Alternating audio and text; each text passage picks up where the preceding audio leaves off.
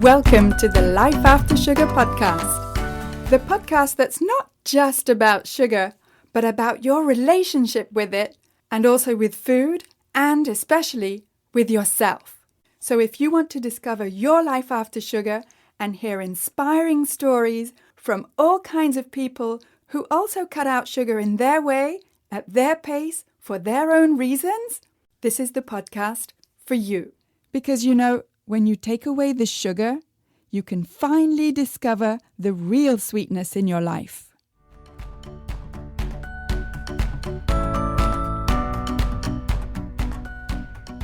I'm your host, Netta Gorman.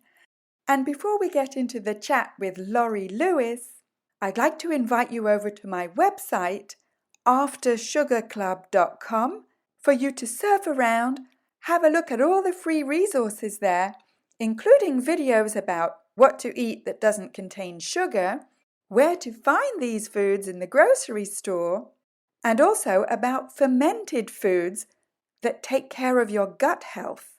You can also download my simple guide to getting more energy with less sugar right there on my website, aftersugarclub.com. All right. It's time for my chat with Laurie Lewis of Fast Forward.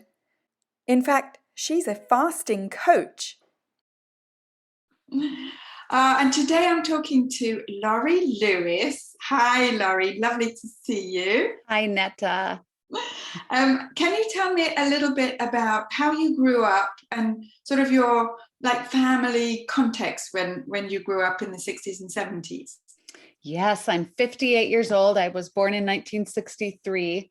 So I remember things from the late 60s, but I'm really a 70s kid. That's my era when I came of age. And I always say that the 70s were kind of the very end of people eating 3 square meals a day, because we move into the 80s and it became the snack generation. When I grew up, our mom would say, no snacks, don't spoil your dinner. But what dinner was, I was thinking back about what is the food that I grew up eating. And the food I grew up eating was designed by the American food industry to make life easier, especially for women. And so my mom was a working mom and had her own business, and she had very little time to throw together a meal. So I kind of grew up on margarine and hamburger helper and bottled salad dressing and just everything from a package. And if she were here right now, she'd be like, Laurie Lewis, I gave you vegetables. Well, yeah, Mom, they came from a can, or or iceberg lettuce, which is nice and crunchy, but not so nutritious. So that's what I grew up. And then there were treats, of course, like Twinkies and Doritos. I'm so old. I remember when Doritos were invented. Yeah, that was something. I don't know if that's an American thing. I don't remember anything like that in England. We had different types of crisps, as we call them. Crisps, yes. We call them chips. So basically your mom, just like my mom was a working mother as well. I mean, she did the best that she could with the time available that she had, which is basically zero.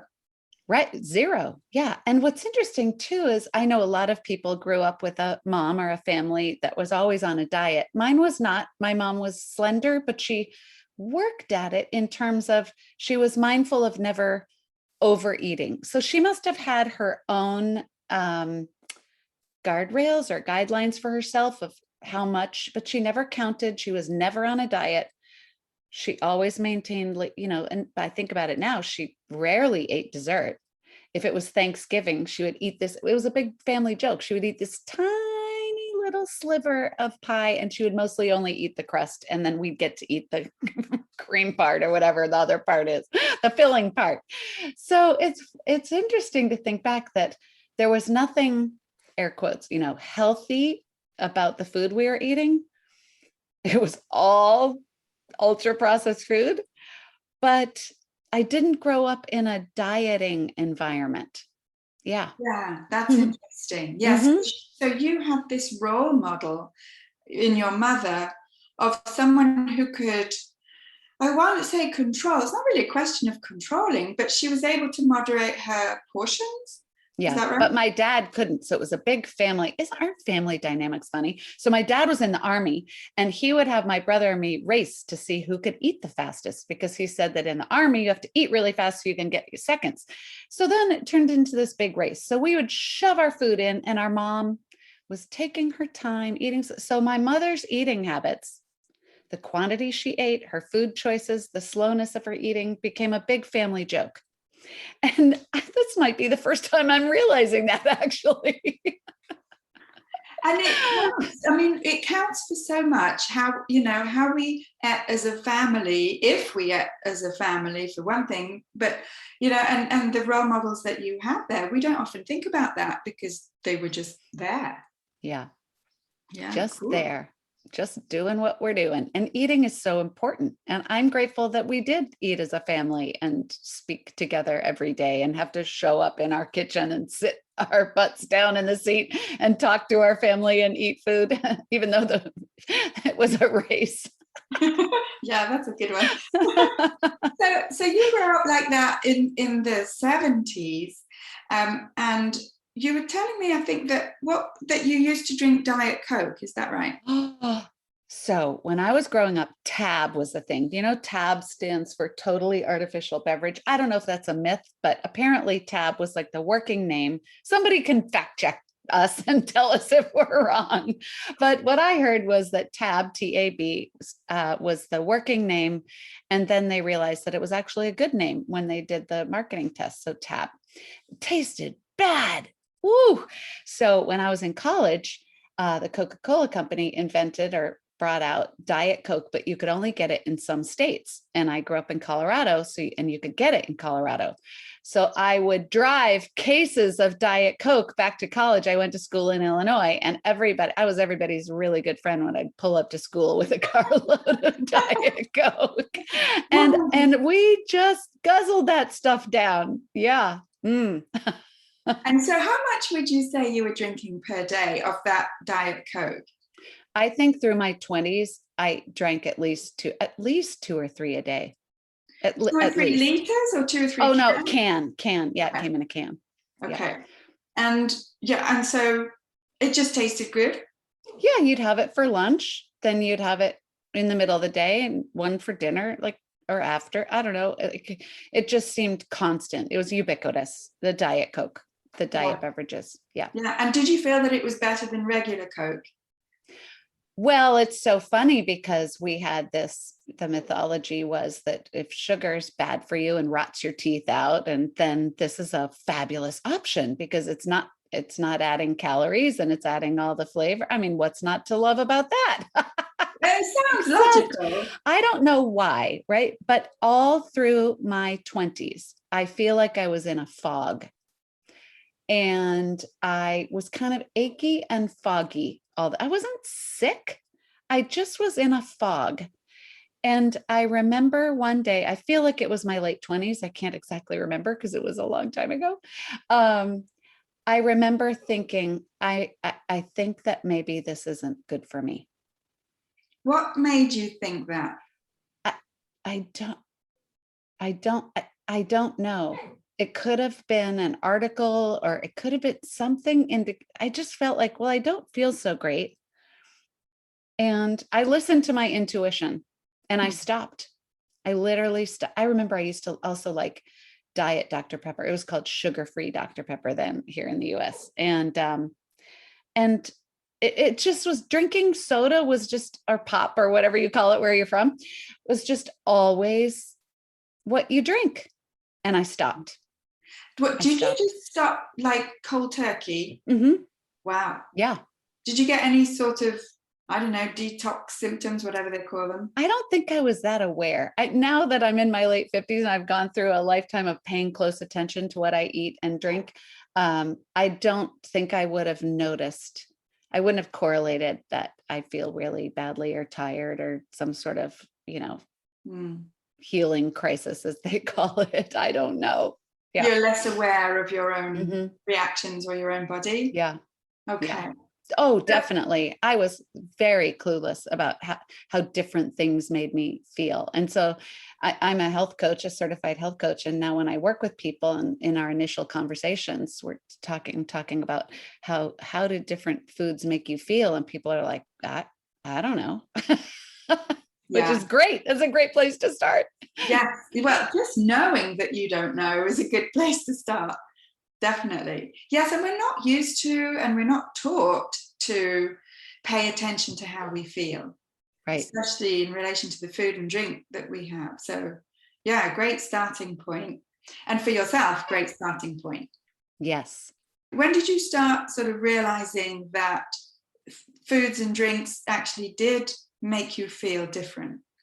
Well, I dated a guy in my mid-30s who was a super healthy eater. He was actually a raw vegan. This is when David Wolfe wrote his first book, and I lived in New York City for about 25 years. And so it was a hot summer in New York City in the late 90s.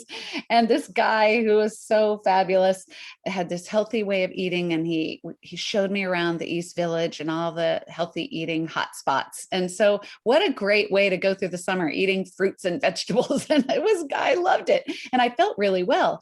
And I think that it was just kind of a perfect storm around that time in my mid-30s, where I started also realizing, after I cut out all soda, that I had no desire for sugary treats. And then through all my, teen years and 20s, I had as much sugar as anybody did. I wasn't desiring it. And around that same time, also that summer of eating fresh fruits and vegetables and summer of hot summer, I started loving dark leafy greens.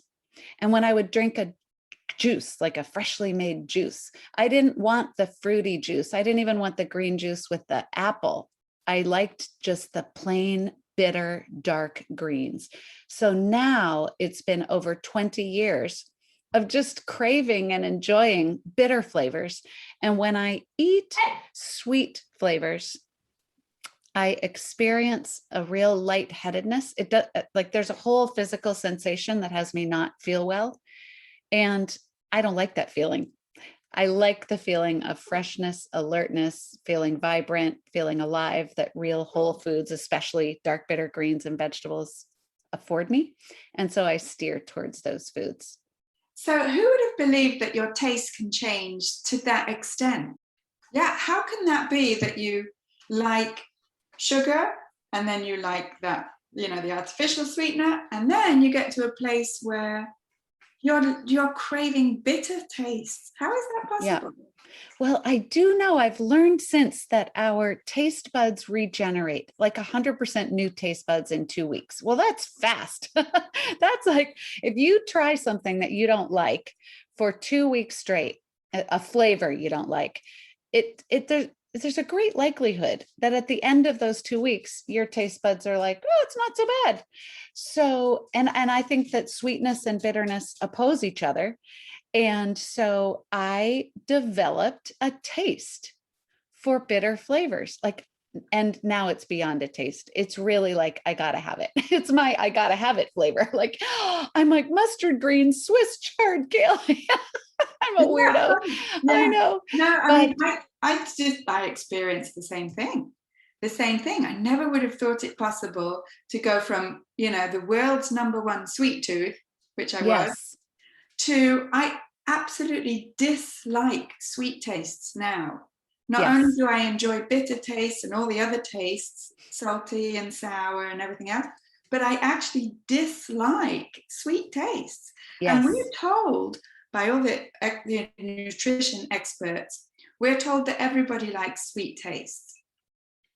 Well, I think in some ways, chemically, our body is designed to have a big dopamine light, like a brain light up, hormonal woo, when we have those tastes.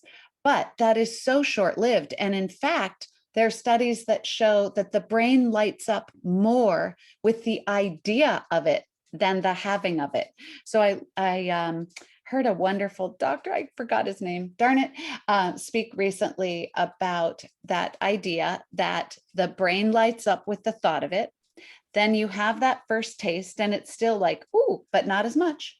And then there's a point where you can watch that the happiness factor from that drops off. Now it drops off not only because we're mad at ourselves and guilt and the terrible ways that we talk to ourselves, but the actual pleasure, the lighting up experience of the brain, it is takes a plummet, but we keep going. And so there, because we want then that anticipation of that next hit. So I think that we are all physiologically that way. But for me, because my tastes have changed, it doesn't taste appealing anymore. And intellectually, I know it's terrible. Like we can just go through the laundry list of like the health, the damage that overconsumption of sugar does to us. So intellectually, and then taste buds wise.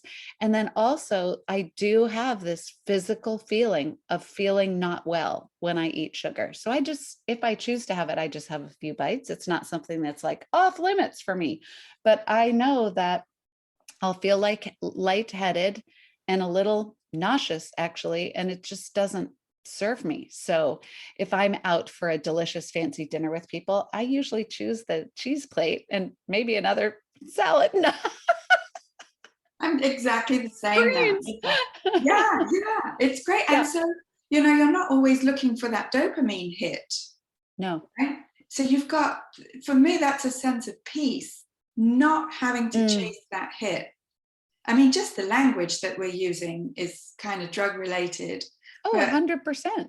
I love the way you said that. It's like, yeah, not having to chase that hit. And that takes awareness and discipline and staying in communication with like-minded people. And if it really is a challenge, to stay inspired and motivated, knowing what's happening in the body when we eat too much sugar or any at all. For a lot of people, a lot of my clients, they put sugar in the category of alcohol for them. And they're like, I don't drink alcohol. I don't eat sugar. It's just, that's the way that is. For me, it's different. I could have it if I choose. And mostly I don't even think about it. I think I have a pint of ice cream in my freezer right now. It's this lemon, lavender, I don't know, fabulousness. And it's taken forever I forget it's there. And then I'm like, ooh, a bite of that sounds good after dinner. And I think I could polish this off. And then I just have a bite and put it back. Yeah. That would have been impossible for me. Like in the days when I still ate sugar, I would have just finished the whole tub. So, and now it's not that I stop myself, from buying that stuff or eating that stuff. It's off my radar. Yes. I have found so I specialize as a health coach, I specialize in intermittent fasting.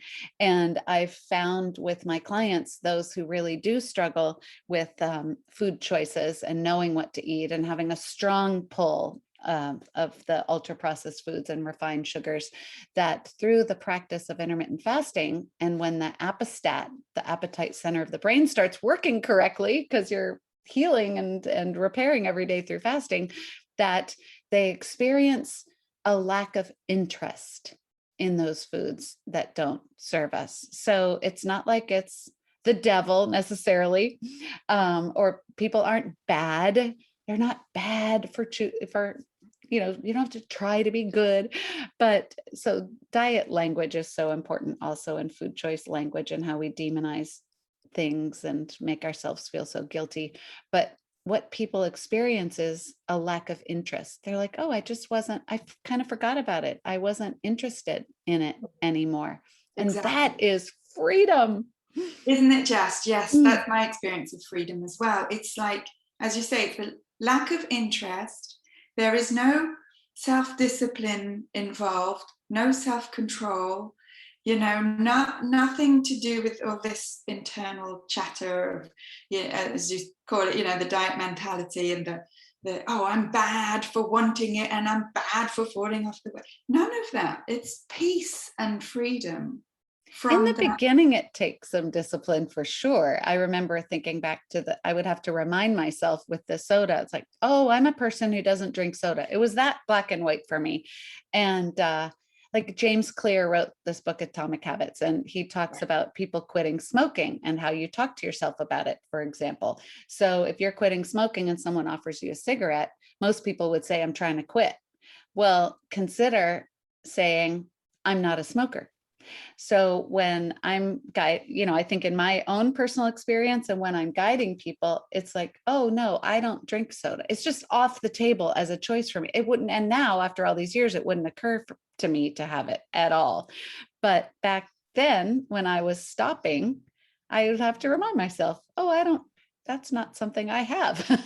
Yeah, yes. Yeah, it does take, that's right. I sort of compare it to learning a language because I'm a language teacher, it's like learning a new language where it takes a while. It feels weird at the beginning. You're not very good at it.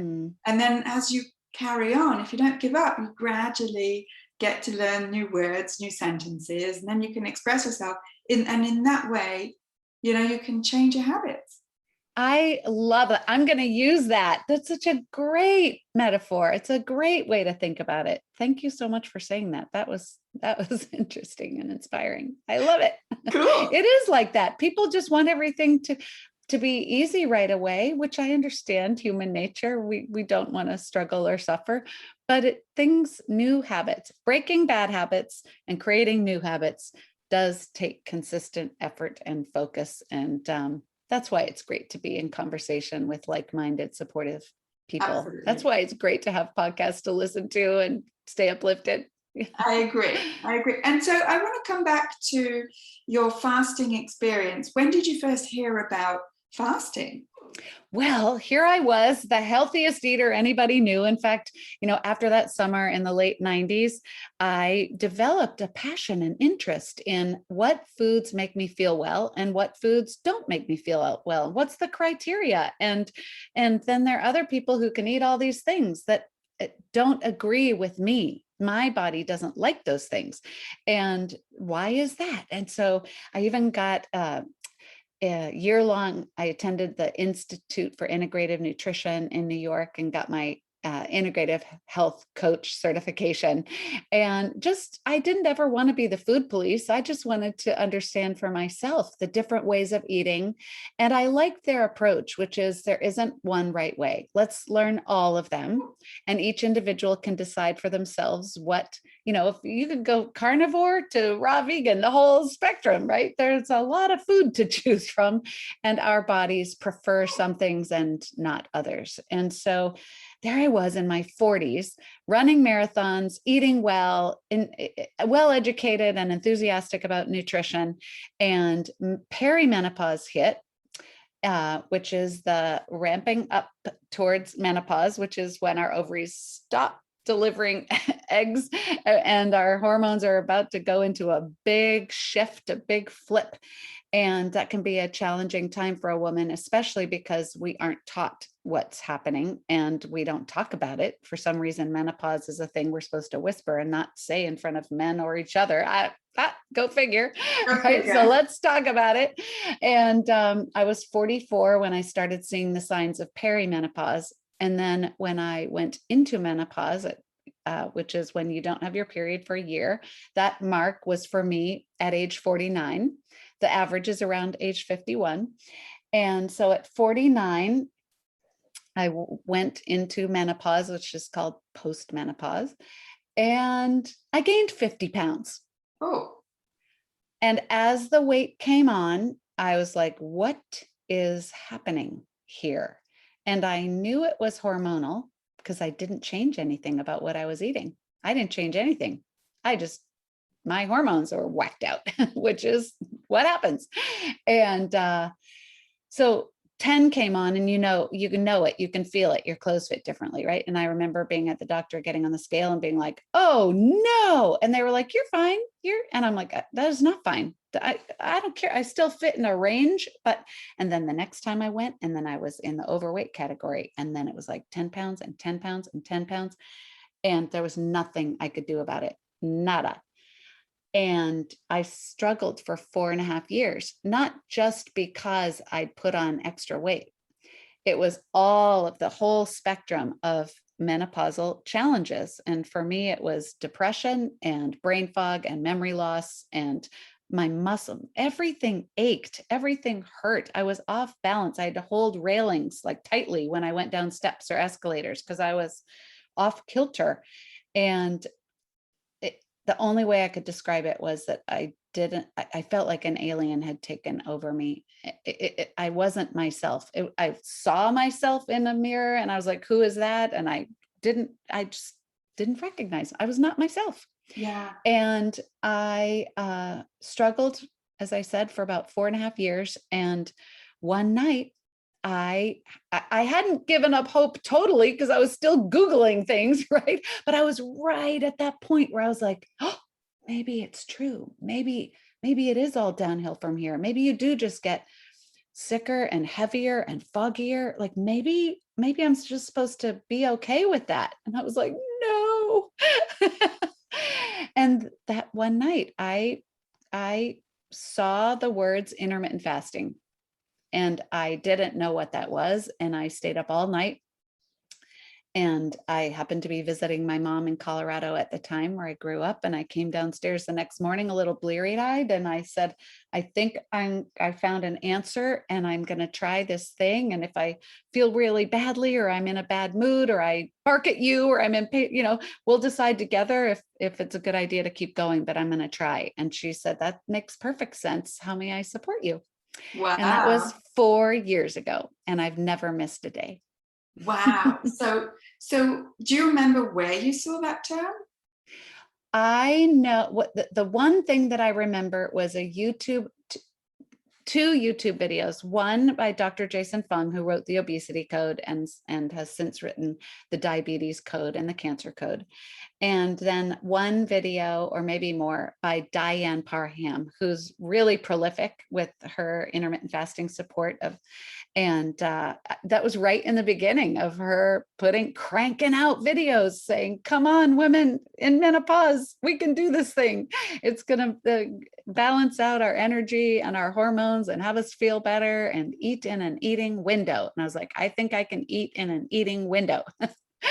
And then I had so much success that everybody was like, what are you doing? And now it's my full-time occupation. Amazing. It's so much fun. Amazing. I mean, most people, I think, although I can't really generalize, but I know for myself, if I had been told you've got to eat in a window, first of all, I would have said, I'm eating at a table. That's my great sense of humor. But I mean, I would have said, what? And then if somebody, I remember when I first heard of fasting as well, and I thought, well, no, you're supposed to eat 3 times a day, if not more often. It's like the whole supposed to kind of mess, we grow up thinking 3 square meals a day. And if anyone were to come along and say, no, I think twice is probably good and once may even be better, I would think, well, I'm going to starve. Did you not think that? What people think? No, I didn't think that, because in my youth, I felt really sick when I ate breakfast. So I never liked being forced to eat breakfast because it really made me nauseous, like badly. And so I would try to do everything I could to not eat breakfast. And then sometimes I remember in high school not being hungry for lunch. Like I would take a V8, a can of vegetable juice, and I would drink it, and I'd save my lunch money on days that I didn't feel, so the idea of skipping a meal made perfect sense to me. And then when I understood the physiology and what happens when you're pausing from eating, and the condition of repair that we're putting our body in, and what happens at a cellular level, that was so exciting to me. I know. And so it sounded very appealing, actually. And so I started that very same day, and I just decided to start with you take the 24-hour day and chop it in whatever 2 parts, the fasting part and the eating part, that you want to. And so I started with 16 hours of fasting and an 8-hour eating window, which, you're asleep for 8 hours of it. So I'd close my eating window, drink plain water, sleep, drink plain water and black coffee. And then later in the morning or around noon or so, I'd open my eating window. And that's how I began. And when you say 8-hour eating window, you're not constantly eating for 8 hours, are you? No, now that's a big challenge for some people because they think, woohoo, the eating windows open and it's just a feeding frenzy, floodgates open. And I think most people, in my experience, discover pretty quickly that that's not good eating window strategy. So then the next habit to learn is to discover what satiety feels like. What does having hunger gone and the body feeling satisfied feel like? And fasting teaches that. It's really intuitive. You get really tuned in to what your body's telling you. But then people are like, yeah, but if you're really tuned in to what your body's telling you, then when you get a hunger pang when you're fasting, you should eat. It's like, oh no, that's different. When you're fasting and the hunger wave comes in, it's like you can thank the body for giving you this wonderful alert system, a little stomach growling or, a little hunger pang or thoughts of food, and know that the body is shifting into utilizing the fuel source that we have on board. And we want to keep insulin low and tap into our fat stores. It's a fuel source that's there, ready and available. And then in the eating window, learn to eat and pause and eat again. And maybe eat a third time. You can have 3 meals if you feel like it. For me, I felt like it felt very quickly like a lot of food. And I preferred fasting longer and eating in a shorter eating window. And my body liked that, responded really well. And so for you now, what works best for you for the fasting window and the eating window? Oh, I hesitate to say, because especially since I'm a coach, people are like, oh, what do you do? I want to do exactly what you do. Because we've been trained in diet culture that there are the gurus, the people who write the books, the doctors who do the research, the coach who has the plan. And if you follow their plan, if you do what they do, then you'll have their results. And for me, I really want to encourage people to fast clean. We can talk about that, and discover for yourself, when does it feel good to you to open your eating window? When does it feel good to you? And what feels good to you in terms of the foods you choose? And then pause and choose more food, different foods. And then when does it feel good to you? When does it work with your family, your work, your fitness schedule? So it is 100% customized and unique for each individual. I have a friend, Cheryl, who's in her 60s, and she lost, 70, 80 pounds doing a 16-8. But I said that didn't cut it for me. My body craved more fasting hours and fewer eating hours. So I will tell you, I eat in a 4-hour eating window. People are like, 4 hours, wait, 20 hours. But it just gradually went that way. That's my fasting home. And so I love working with people and supporting people to discover what is that gentle, grounding, fasting place for you. And what is the eating window that has you get into your body the nutritious, whole, real, delicious foods that your body needs. And sometimes that's 3 hours, sometimes that's 8 hours. People can do a 12-12 regimen and live longer. It's been proven that it increases longevity just to pause from eating for 12 hours. Everybody can do that. Yeah, I believe it. I mean, as you say, you're sleeping for most of that time anyway. Right. Yeah. So you managed to lose that 50 pounds of postmenopause through in fasting. 15 months. Yeah. In how long? 15 months, which is, if you average it out, that's a slow, right? But I felt so well.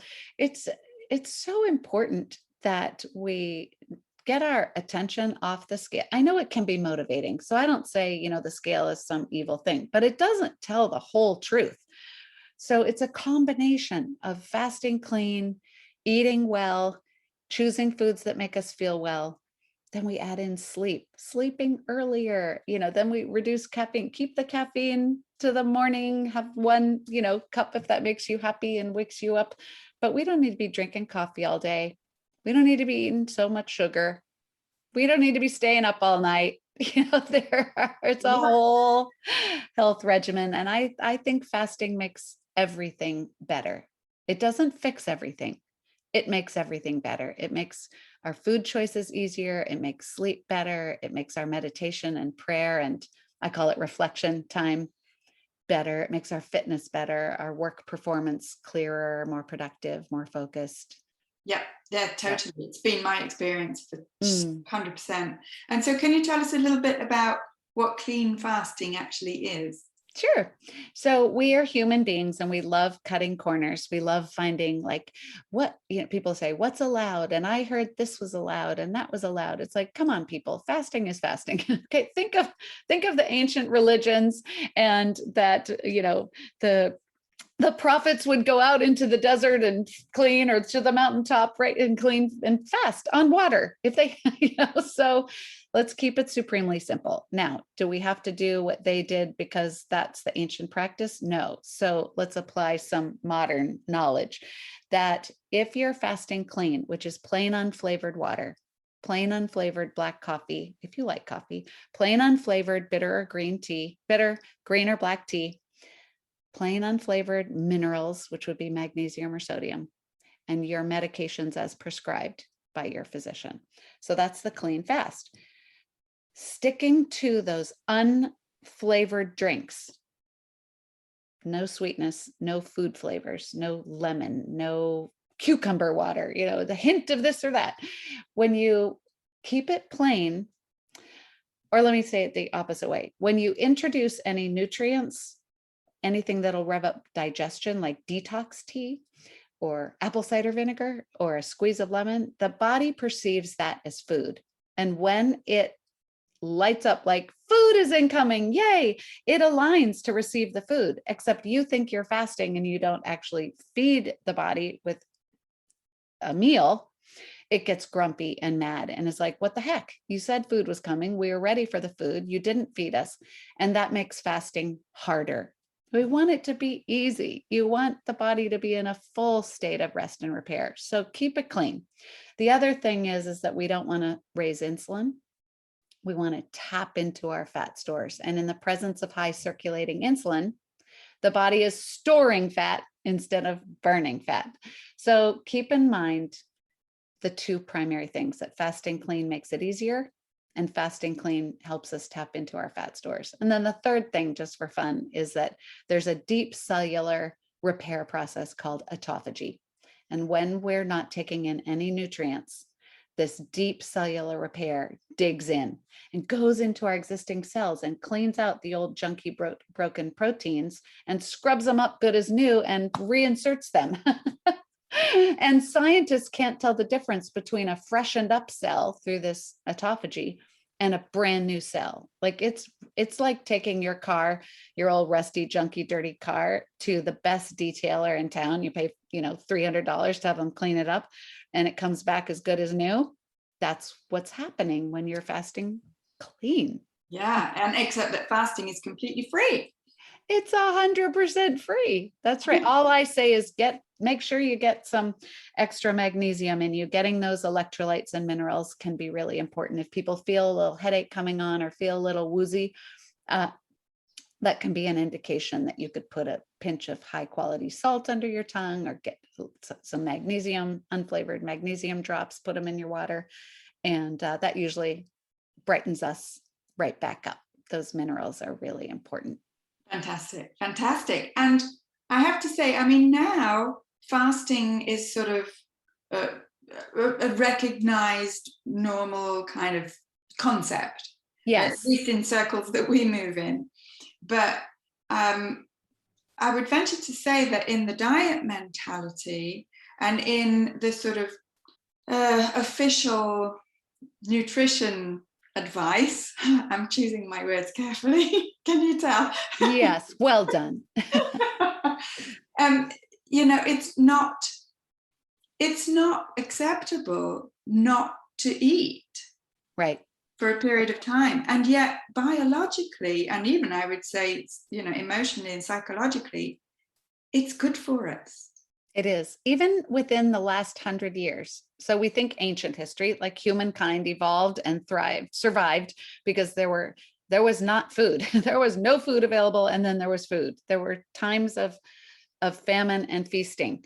And so our body thrives in a fasted state. But even in the last 100 years during the Great Depression, that's the time when the longevity increased because food was scarce and we weren't eating all the time. And so we think this post World War II era, which is an abundance of food, is good. Like we're thriving as a human beings, we're doing well. And so one measure of doing well is having an abundance of food. And then it got twisted somehow with the food industry that eating all the time, food is good for us and eating more food all the time is better. And that's, like I referred to earlier, that 1980s snack generation. We're off and running. We've dieted our way right into obesity and type 2 diabetes. Exactly. We're paying the price for it now. Yes, totally. Yeah. Wow. So if people want to get in touch with you, Laurie, how can they do that? My business is called Fast Forward Wellness. So fastforwardwellness.com. And you can go there, you can write to me, or you can sign up to receive a free handout that I have that gets people started. It's so important to me that, people feel like, oh, well, maybe it's not for everyone. Well, if you think that the human body is actually designed, just like sleep is imperative. It's not a thing that's optional. Same thing with fasting. It's just, we didn't know it. So if we put our body into this healing state of repair every day, whether it's 12 hours or 16 hours or 20 hours, or some people do alternate day fasting and eat every other day. I know that sounds wild, but it has some incredible health benefits that this sheet that people can sign up for will get everyone started. It's like a checklist of how it works and how to begin. And you can go to fastforwardwellness.com. Wonderful. Wonderful. Thank you. I'll put it with the episode as well. Thank you. It's so great. As you say, it's so great to talk to like-minded people like you who get it, I find what's great about the fasting community and yourself specifically is that how the human body works. I mean, I don't have a background in the sciences or biology or anything like that, but it actually doesn't take a PhD in sciences to realize how the body works and how you can actually make it work well. I mean, we've had 50 years of a collective experiment of how not to make the body work well. That's right. And now we're coming back to realizing, wait, we've got to do this differently. Well, people go to their doctors and the doctor says, you're overweight, you have these health problems because you're overweight, and they prescribe some medication, but they send you off to lose the weight. And they make no contribution to people and how to do that. So people come home and they're like, what am I supposed to do? This ultra processed food and refined sugars make me, are comforting. And I eat copious amounts to deal with the amount of stress that we have in our lives. And how am I supposed to lose the weight? And so intermittent fasting really takes us outside of the diet world and says, pause from eating, heal your body this way, and work with your doctor and shed the excess fat. And fasting can also help people reveal, if you will, some of the underlying imbalances.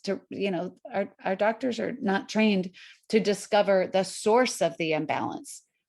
And having a fasting regimen can help with that. It really has us take our health into our own hands and work in partnership with our physicians and add sleep, add meditation, add nutritious food, whole, real food that actually grew from the ground or walked on the earth or swam in the sea. And it's exciting for me to participate with people in owning their own health. It's exhilarating. So inspiring. Thank you so much, Laurie. Thank you, Netta. What an inspiring interview with Laurie Lewis. Go check out her website, fastforwardwellness.com.